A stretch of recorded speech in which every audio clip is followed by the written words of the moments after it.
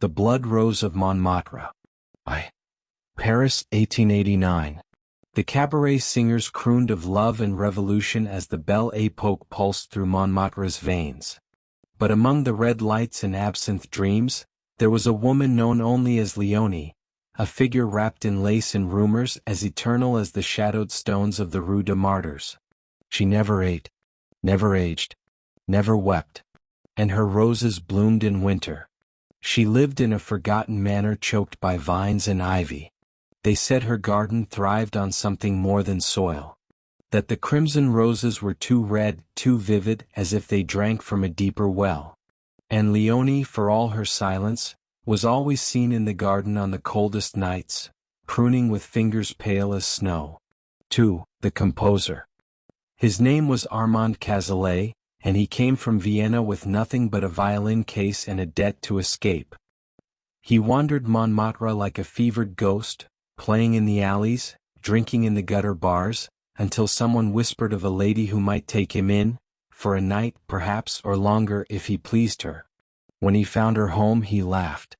"This house," he said, brushing ivy from the iron gate, "hasn't breathed in a century." But the door opened at his touch. Léonie greeted him with a voice soft as harp strings. "I've heard your sorrow," she said, "and it is beautiful." 3. The pact.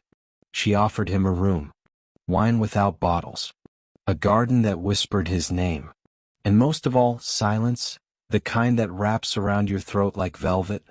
Armand began to play again, but his music changed. It darkened, deepened, as if the violin wept with a voice older than grief. Crowds gathered near her gates to listen. Léonie smiled. One night, by candlelight, she asked, "Would you like to stay forever?" He thought she meant love. He said yes, and so she kissed him. For the blood awakening was not pain. It was ecstasy, a rapture of flesh and soul. He awoke 3 days later beneath the roses, the taste of blood on his tongue and a hunger that rattled his bones. She showed him the art of feeding. Not murder, not savagery. She taught him to take without breaking, to drink like a lover, not a beast, to worship the soul as it passed into him. He loved her for that. He would have followed her into fire.